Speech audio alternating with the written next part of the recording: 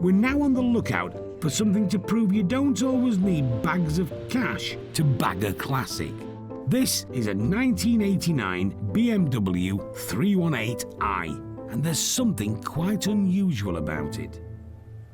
It is 9,000 miles. It's probably the lowest mileage BMW 3 Series, full stop, I would think. She's been off the road for a while.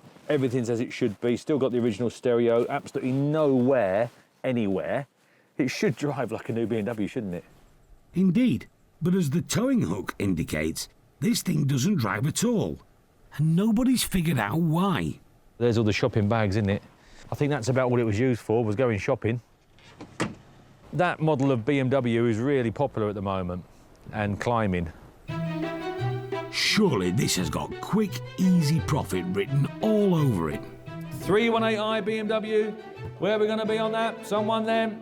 Let's bring that down, Will. That's it, that's what I like to hear. Anyone want to jump in at 8,500? 8,500 anywhere, if not, we'll move on. 8,500. If you've got any interest in this car, then please have a word with the office. 8,000. I will. Nothing. Move on to 189 MTB Road. We think 12.5 grand is a bit steep. Time to put in a ridiculously low offer. So did you see what happened with it? No. There was nothing at 8.5. Right, so you stuck your hand up at 8? I didn't.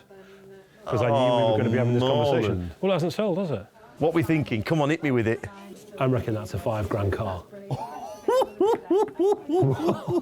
Hang on a minute, hang on. There's nobody Before you 8.5. come up here with figures like that, make sure there's something soft for me to land on. Yeah, bum. Look, it's better than 0, which is what they've got so far. Oh my Lord, I hope he's got a sense of humour. And it turned out he did. In the end, we got it for 7 grand. We promptly shipped it off the premises before he changes his mind and send it to Croft in the northeast of England, home to our trusty friend Kel Muirs. He's done all sorts for us before. I mean, obviously, when you bring a car, it looks good, and then you start getting into it, and then we end up bare metal in it, and it's all needing a repaint. But, do you know what? It's a good one. There's no rust on it. It just doesn't start. Now, I think it's been sat that long, it's got old fuel in it, so the fuel lines will need blown through, new battery on it, and it's a fingers crossed. I'm hoping that's all it is. There's always the chance of getting deflated when we look underneath. And joining Kel for this task are top technicians George and Woody. It's like a little family gathering under here. There's a new fuel filter on there, look. Exhaust's all new and solid. There's nothing rotten. Nothing. Looks as solid as a rock, doesn't it? It's a restoration with only one job to do, making the engine work. How difficult can it be?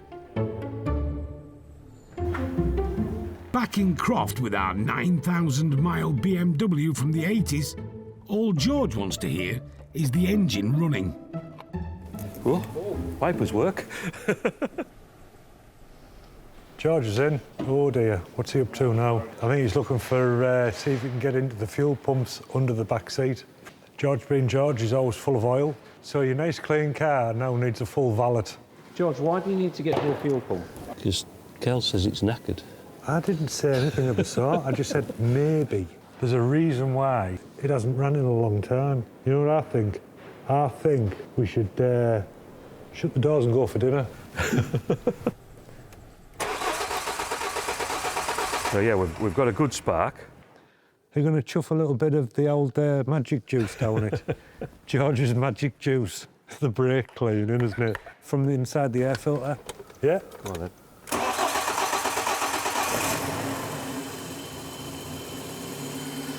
Ooh. Hey, look at that. Huh? Oh, It runs nice. Sorted. It's just the fuel. Get rid of whatever's in there. we'll take this pipe off here, Yeah? turn the ignition on, pump it all through. Yeah. And then you'll know if the fuel pumps are working and all. We'll turn the ignition on and see if the fuel will come out. You right? Done it? You should be able to go. Whizzz. Oh, well, we've got no fuel pump. Ah, well, like I said from the beginning, I bet it's fuel pumps. We haven't got a blown fuse, have we? Check the fuses. This one here's been changed for some reason. Is there a handbook in the car or anything, or do we No, I have... haven't come across one. What we need is a Woody.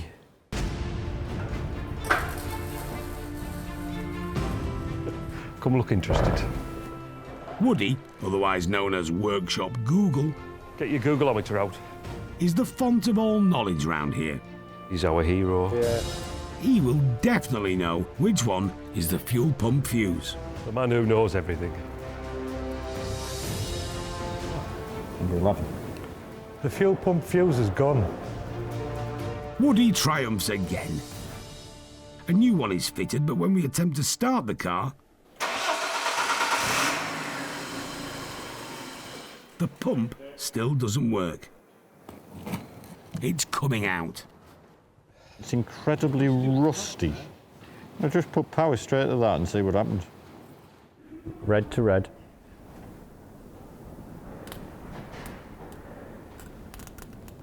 Trying, but it ain't going, is it? No.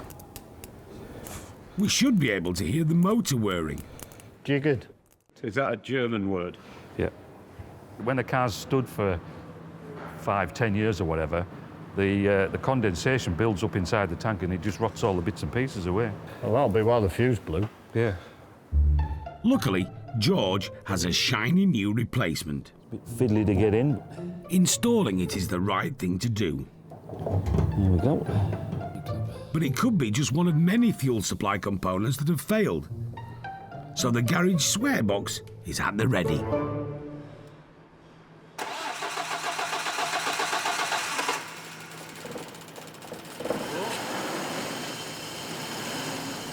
Just like that. It can't be that easy, can it? Is that it? Can it be that easy?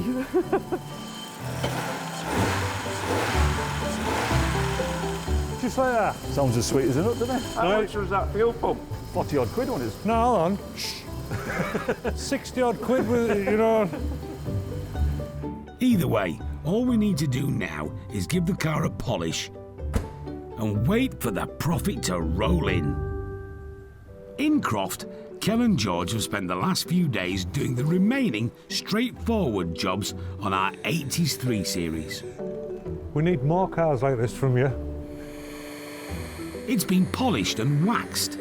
It's a fine cutting compound. Get rid of the little minor scratches on it. Which seems to have worked. Yeah. Sorry, gosh. Worn out sound deadening material has been replaced. Every time you touched it, it just disintegrated.